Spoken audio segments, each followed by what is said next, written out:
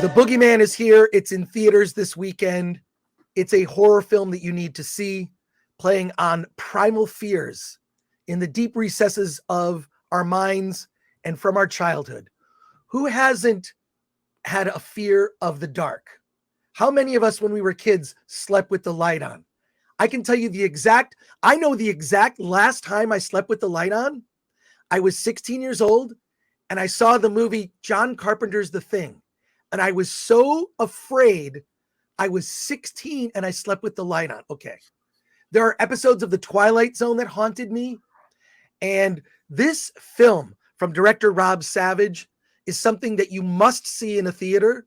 The sound design, the performances, and the story by Stephen King absolutely knocks it out of the park. See it in a theater. I recommend a Dolby theater. That sound is amazing. And Rob Savage is here on the show with us today. Rob, dude, congratulations on the movie. Thanks Love so the film. Thank Love you. it. Yeah. And I have to say the trailer is so good. I don't know that I can see this movie. It's a good trailer. It's a great trailer. And also you directed a film that it was one of my favorites during the pandemic, Host. Yeah. Oh my God. Before you talk about Boogeyman, tell me about Host, like how that was made. It's a movie that it feels like it takes place in real time during a Zoom call. Mm-hmm. And spirits are conjured and bad things happen. Can you tell me a little bit about Host before we talk about Boogeyman? Because I just loved Host. Oh, thank you. No, Host basically was the thing that kept me sane during the lockdown. It was basically shot like this. We couldn't leave our houses, and I was hanging out every night with a bunch of friends, actors, basically everyone you need to make a movie was on these Zoom calls, and we were just, we were doing quizzes and getting drunk together, and it was like we can probably do something more useful with our time.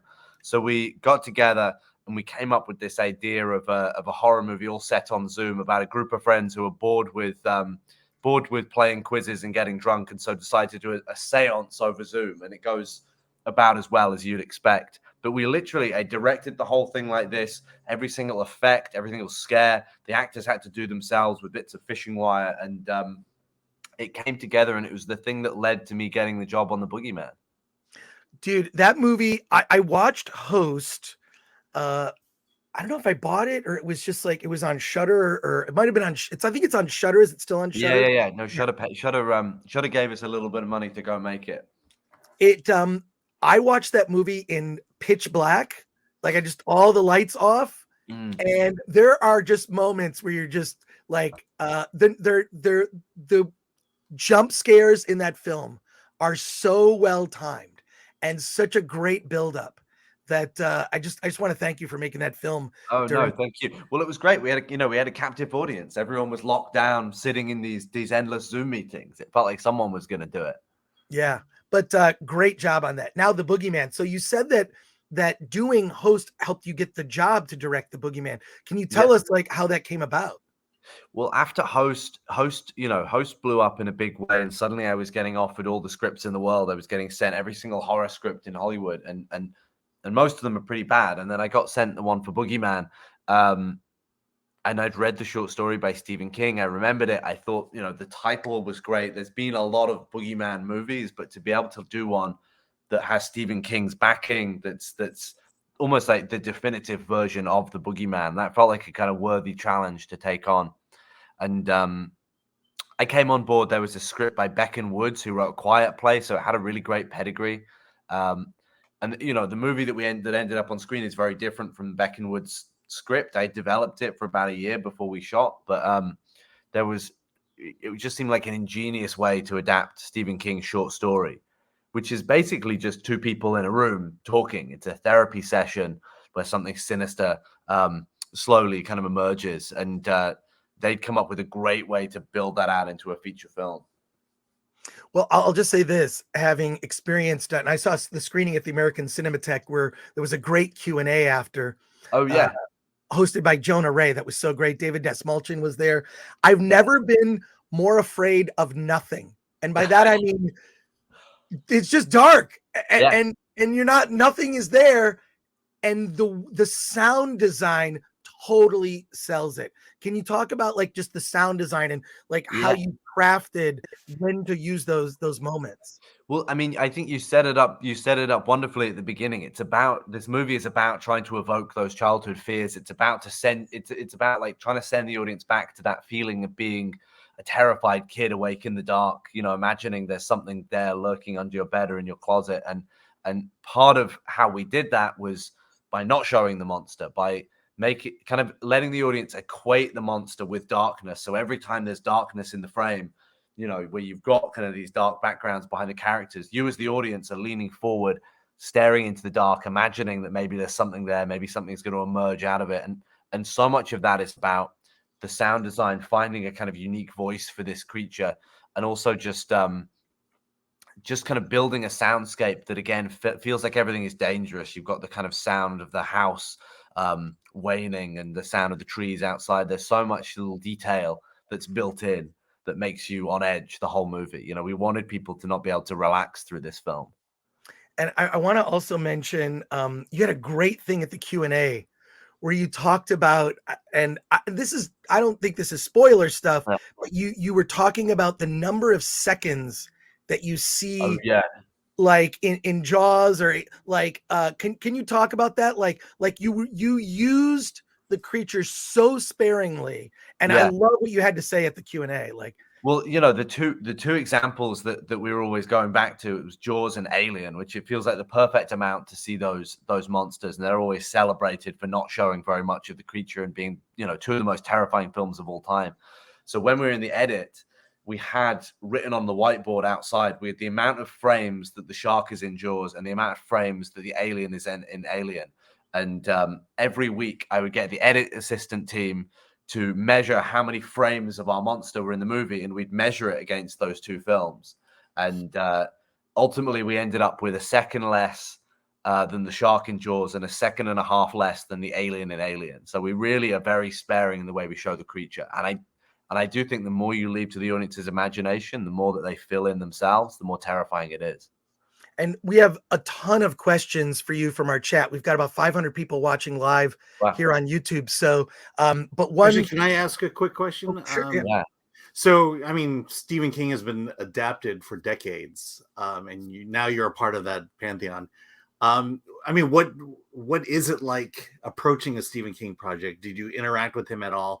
And, you know, what is your reflection upon, you know, just his work being adapted over time and how you brought and what you brought to this particular production? Yeah, I mean, there's been, so many classic adaptations of King's work, and we wanted this to stand with the best of them. But at the same time, we tried not to think about some of the great filmmakers that have tackled his work before, because it's quite intimidating. We would really, me and Mark Heyman, who wrote the movie, we would always go back to his writing. We'd go back to the, our favorite of his books, and go back to the short story. Because the short story is like 8 pages, and then we build it out to a 93-minute feature. We wanted to make sure that as we were building out on it, we didn't lose the personality of King. It felt like something that was building on those themes that he was discussing in the short story. And the most anxious I was when we sent him the script. This was just before we were about to start shooting, because he's very vocal when he doesn't like something, when he thinks that his work has been misrepresented. He fucking tells you, he's like, he's very open about that. So we sent him the script, and he was really enthusiastic about it. He gave us some great thoughts, and he would constantly be shouting out in interviews about how this script was a great example of how to build on his short stories, on how to earn a 90-minute movie out of such a short piece of material. And then finally he saw the movie and loved the movie as well, and has been so like supportive, which is amazing. It's like that's really the only response that we cared about. And he's been a real champion of the movie. And before we get to the questions and comments, we have a lot of them for you. I don't know how long you can stick around, but well, thank you. I have to compliment you. Your young cast, you got such good performances. Yeah. In particular, the actress, she was in the Kenobi series. Vivian Lyra Blair. She's phenomenal. Oh my God. Yeah. She is so good in this film. Yeah.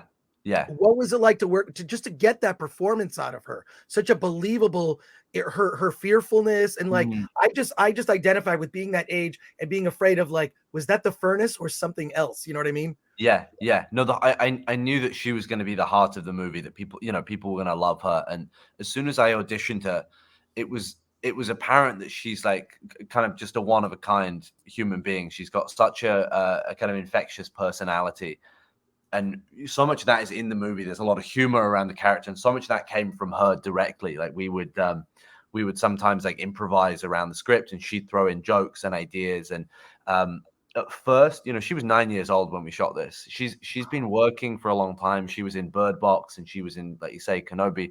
But I was speaking to her like a kid. I was trying to like. Sometimes when you work with child actors, you have to almost kind of coax or trick a performance out of them, and I was trying to do that the first couple of days. And after a few days of working with it was apparent that she is just as capable, if not more so, than any of the other actors who I've worked with. And she had this incredibly this incredible process that it didn't feel it felt healthy, but she was able to like kind of basically close her eyes and take 30 seconds, do some breathing, and suddenly tears would start streaming down her face. Her breathing would become panic breathing, and she'd be able to get herself to that place, do one of these takes phenomenally well. I'd be able to direct her with such precision, and she'd take the notes so well. And then as soon as we called cut, she'd be a 9-year-old again, and she'd be playing, and she'd completely switch it off. It really was incredible to behold. I mean, just seeing the experience of the film through her character. Oh Yeah. my God. It's amazing. She seems like a Stephen King novel in the making. Yeah. Yeah. Let's go to the comments here. John Long last name says, "Oh, look, nice posters, sir." Lord Thank Thought you. says, "Nice to see you, Rob." And My favorite movie of all time. oh, well, that's what people are saying. Like, yeah, Evil Dead 2 is just such a classic. Hannibal Grimm says, "Dude, Rob, thank you for the Boogeyman. You're magnificent, mofo. You and the crew did everything right. Also, well done with the deviousness with the sound mix." So there you go. Well, thank you so much. Imperfect says, "Why is Evil Dead 2 Rob's favorite horror film ever?" That was before you said that. Evil Dead 2 is it's 83 minutes long. It's one of the shortest, most compact movies you'll ever see. And every single scene in this movie, it's one of those movies where you're watching it and every single scene you're like, this is my favorite scene. This is the best scene. No, wait, this is the best scene. Like, it's made of nothing but brilliant, iconic, hilarious, terrifying moments. And it was the movie that first taught me how to direct or what directing was. Like Sam Raimi directs the absolute hell out of this movie. And I remember watching it and realizing, oh, there's a vision behind this. There's a person who's decided to put the camera here to tell the actors where to pitch their performance. And it's a movie I watch like 2-3 times a year, and I never get sick of it. And I've been working with Sam Raimi. We've been cooking up a project together, and he actually he gave me this for my birthday. He signed. Wow, that's awesome. It's just it's everything you'd expect working with him. He's such a creative force. Oh my God, and the other thing I have to say about the film, what I love, it's not 2 hours and 20 minutes. It's exactly as long as it should be. You'll never catch me making a 2-hour and 20-minute movie. Am I like?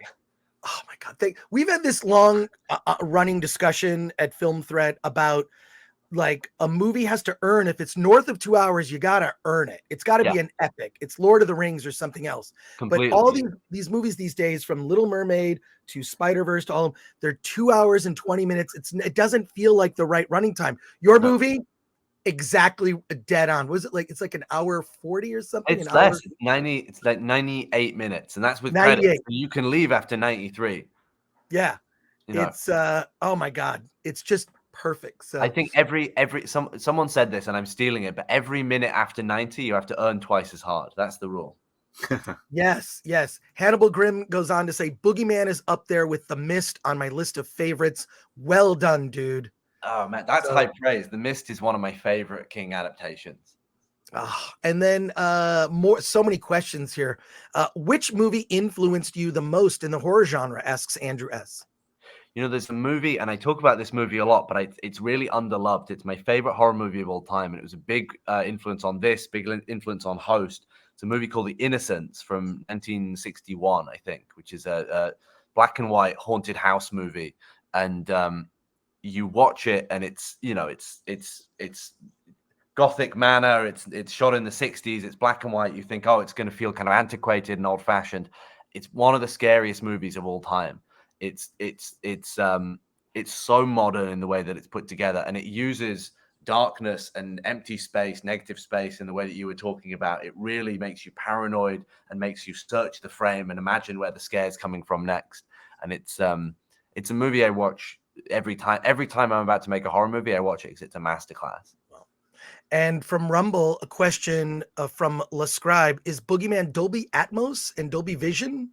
It is indeed, and that is the best way to watch it. We played it that way for the premiere, and I've never seen it looking and sounding better. Oh my God. Rob, any spooky events from your own childhood that you pulled from? Says the Introspect M. Well, you know, I was a kid who was terrified of the dark. I was a kid who was freaking myself out with scary movies and Stephen King stories and all of that good stuff. So there's not one specific childhood event that I can think of, but anytime I would wake up in the middle of the night, I would turn my bedside lamp on, and I'd keep vigil until morning, just imagining that if I fell asleep, something would grab me out of my bed. But I have had on Host, we had a bunch of supernatural stuff happening because we were doing a seance every day on screen. We were kind of incanting these spirits every day.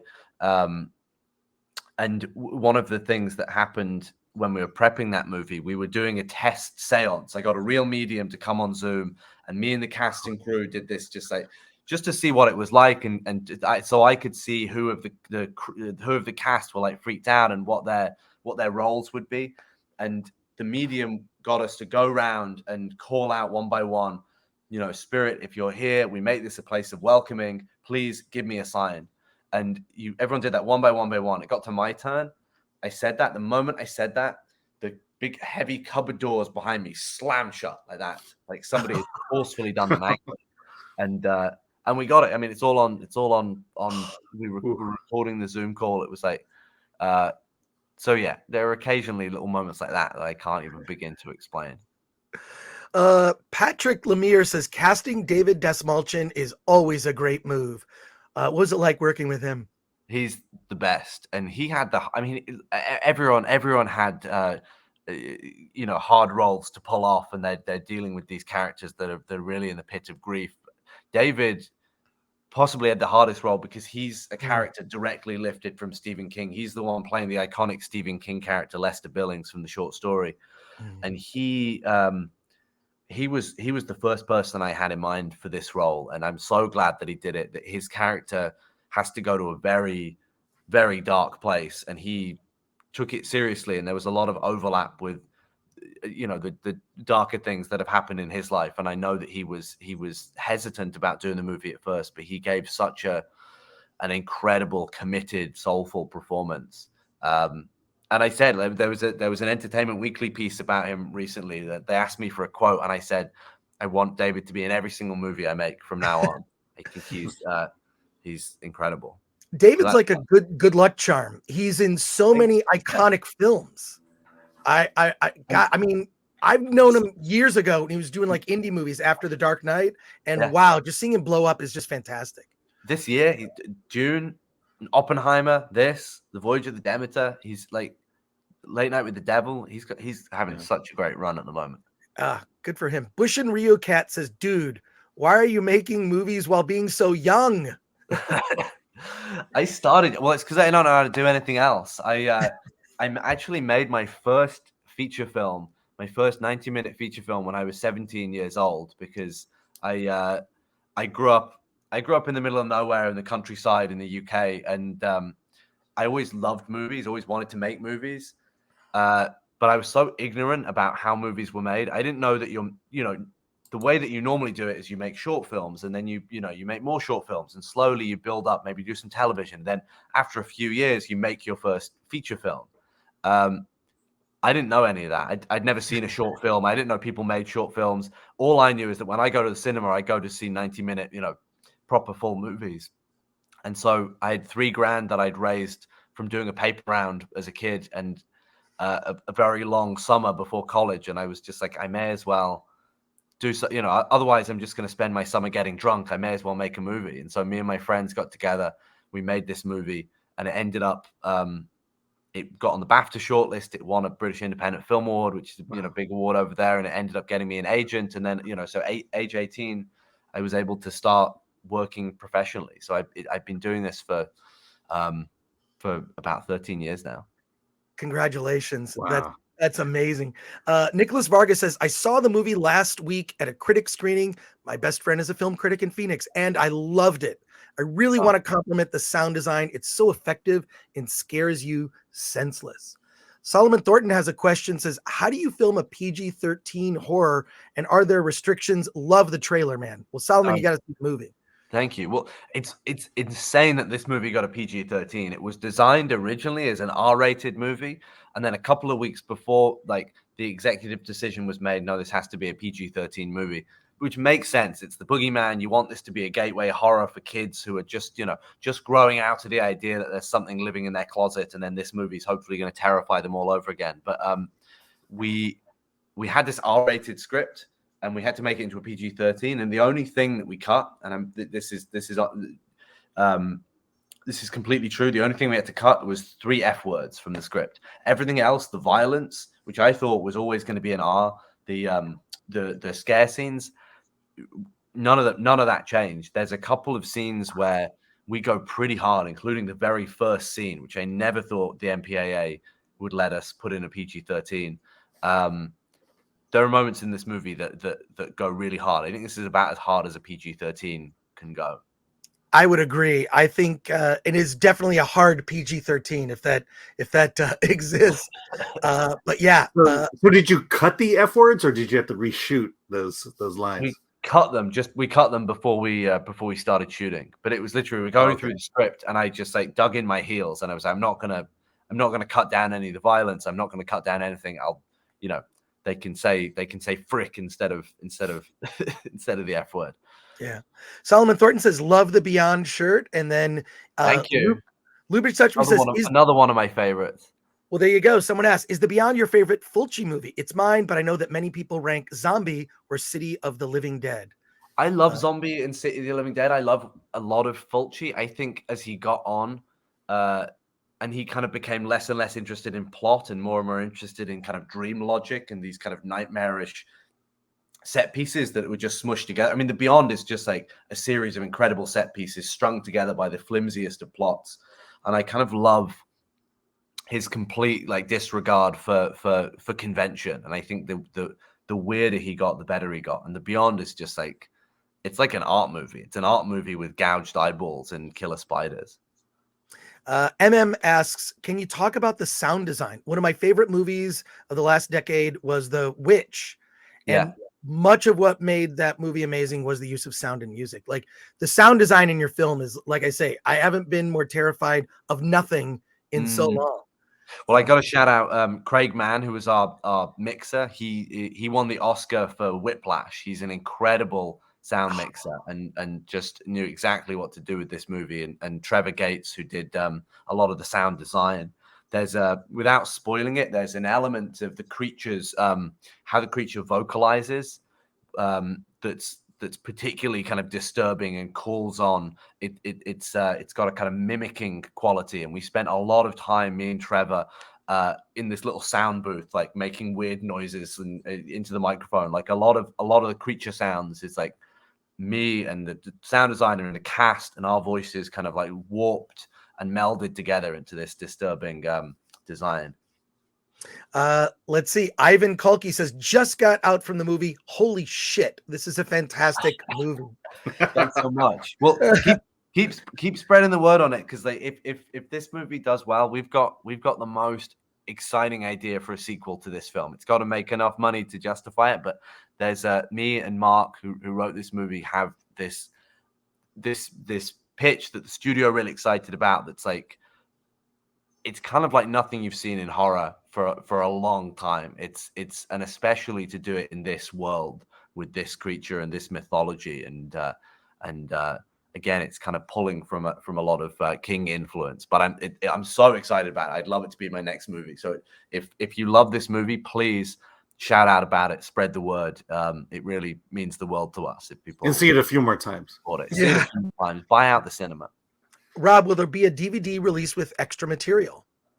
You know, I don't know. There's some extra material that's gonna be on the VOD release. There's a really great behind the scenes and a documentary about the making of the movie, which really kind of which is really good and really well made and gets into the process of how we put this film together.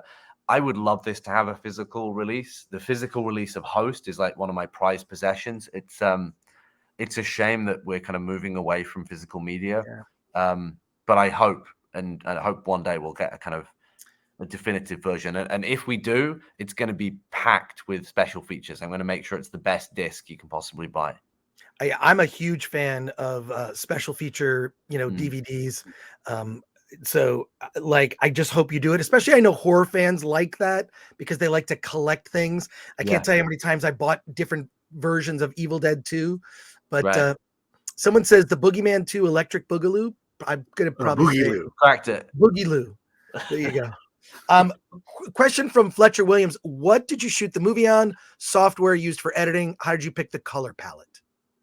So we shot it on Arri Alexa with it was Alexa large format, which gives a slightly different look. I wish I was more technically proficient talking about this, but it was digital with anamorphic lenses, which is what gives it that kind of lovely filmic look.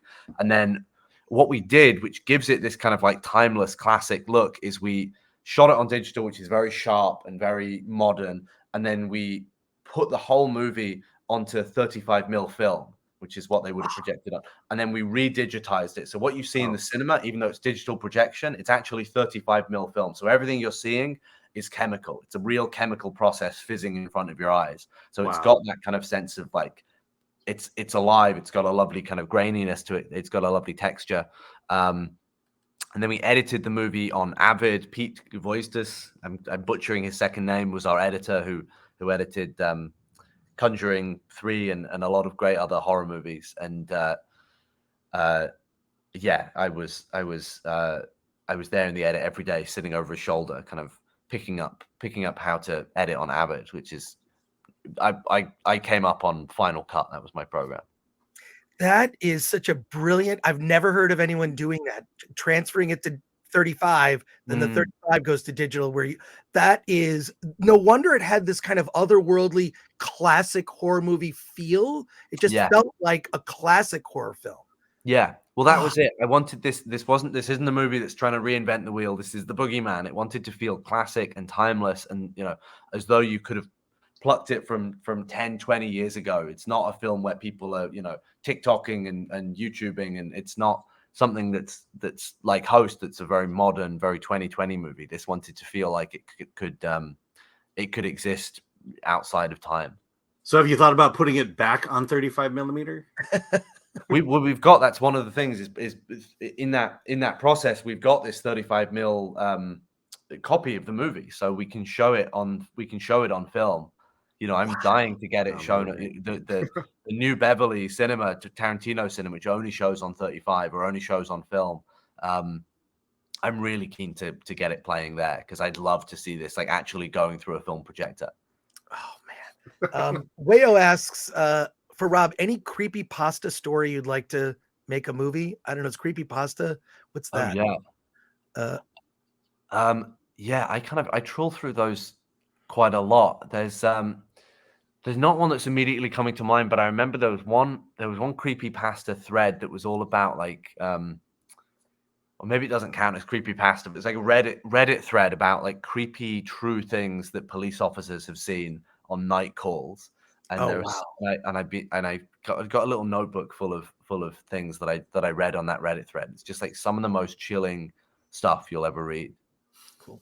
The Nerd Far Away asks, hello, Rob. For some people, scary stories are an adrenaline rush. For others, they're about the value of life. What do you think is the reason scary stories are told?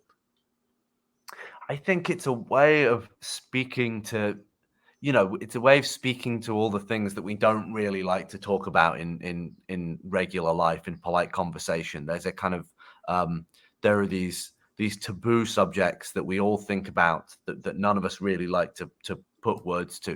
That grief and loss and death being one of them. And this movie is really about talking through these periods of darkness and leaning on other people rather than kind of internalizing and repressing these dark feelings. That's kind of what the creature almost represents. It's everything that you think about, that consumes you, but you don't speak to. And when you don't speak to it, it kind of festers and becomes this monstrous thing. And I think horror movies are great vessels for talking about these dark taboo subjects in a kind of safe, fun, scary, fantastical way. And I think that's why there's such a kind of universal appeal.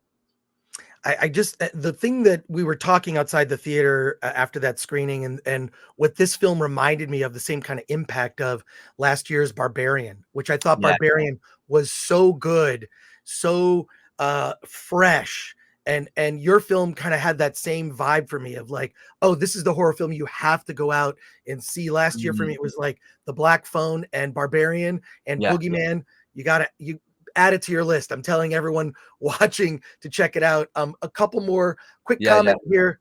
Great interview. I'm checking out The Boogeyman, says Mike Good. You. And Antoine Haynes says, do you desire to do any, I think he means any anime movie any movie outside of the horror genre?